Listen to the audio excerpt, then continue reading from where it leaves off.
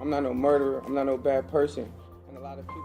Sometimes, the greatest tragedies come not from strangers, but from within our own homes. On a quiet winter morning in Indianapolis, the Childs family, full of life, love, and dreams, was ripped apart in a matter of minutes. The shooter? Their own blood. A 17-year-old boy named Raymond Childs III.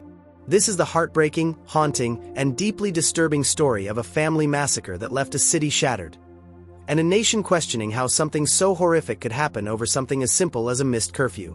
Those weapons. No fingerprints, no DNA. He shot his brother once in the back of the head as he was watching television. Next to Elijah in bed was Elijah's girlfriend, Kiara Hawkins.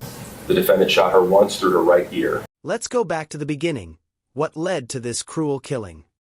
The Childs family lived in a modest two-story home on Adams Street in Indianapolis, Indiana. Raymond Childs Jr., the father, was a hard-working, God-fearing man. A father of several, he had a reputation for discipline, structure, and faith. His wife, Kezzie Childs, was known in the community for her warmth and nurturing nature.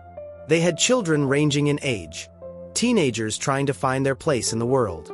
Among them was Elijah Childs, 18 years old, a recent graduate full of ambition, and his 13-year-old sister Rita, still in middle school.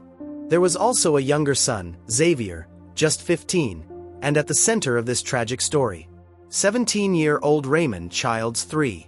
At first glance, they were just another tight-knit American family. Pictures on the wall, church on Sundays, and dinner together in the evenings.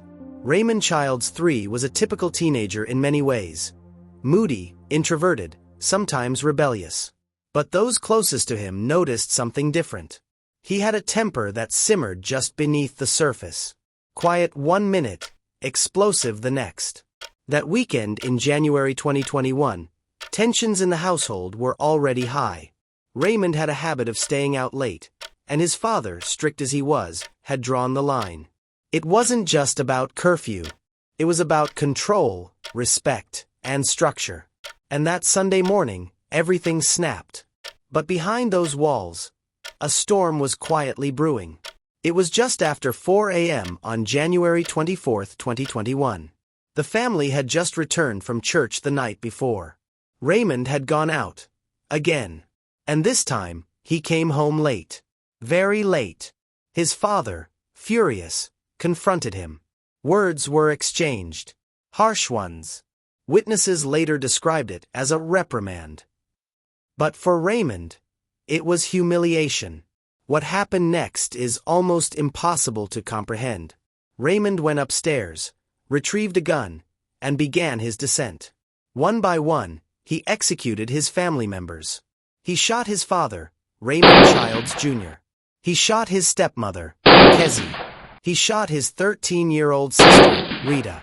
He shot his 18-year-old brother Elijah, and Elijah's 19-year-old pregnant girlfriend, Kiara Hawkins, who was visiting the house.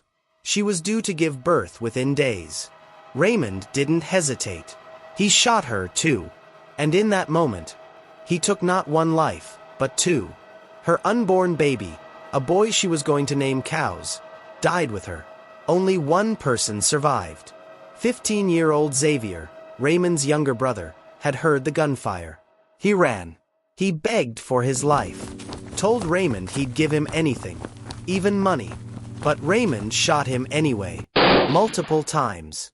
Bleeding and broken, Xavier somehow escaped. He ran through the snow, desperately knocking on a neighbor's door. And when police arrived, what they found was a scene of unimaginable horror. Raymond fled the scene after the murders. Authorities launched a citywide manhunt. With the help of Xavier's account, they quickly identified Raymond as the prime suspect. Less than 24 hours later, he was found hiding at a relative's home and was arrested without incident. In his possession, the murder weapon. The case shocked the nation. How could a teenager commit such a heinous act? What pushed him to that point? Prosecutors charged Raymond Childs III as an adult. He faced 6 counts of murder, 1 count of attempted murder, and carrying a handgun without a license. The trial was set for July 2024, more than 3 years after the massacre. But the courtroom quickly became a battlefield. During a key testimony, a witness broke down and directly confronted Raymond, violating court protocol. The emotional eruption was so intense, the judge declared a mistrial. Justice would have to wait. In October 2024, a second trial was held. This time, tightly controlled. The evidence was overwhelming. Ballistics matched the weapon. Forensic evidence placed him at the scene. And then there was Xavier, the sole survivor, who bravely testified against the brother who nearly killed him. After just hours of deliberation, the jury found Raymond guilty on all counts. On March 10, 2025, Raymond Childs III stood in front of a judge to be sentenced. He was no longer a boy. He looked older now. But as he faced the court, he denied everything. "I'm not no killer," he said. "I'm not no murderer. I'm not no bad person." But the judge disagreed. Raymond was sentenced to 360 years in prison. 55 years for each of the 6 murders. 30 years for the attempted murder of Xavier. Plus time for the gun charge. He will never walk free again. The child's family was wiped out in a matter of minutes. A father, a mother, children, an unborn baby, all gone. Survivors, like Xavier, now live with unimaginable trauma. And the community, the neighbors who heard the sirens, the church that lost half its choir, are still healing. This wasn't just a murder case. It was a mirror, reflecting a growing storm of untreated mental health, gun violence, and the quiet tragedies happening behind closed doors. In the end, this story isn't about a curfew. It's about control, about rage, about a family broken beyond repair.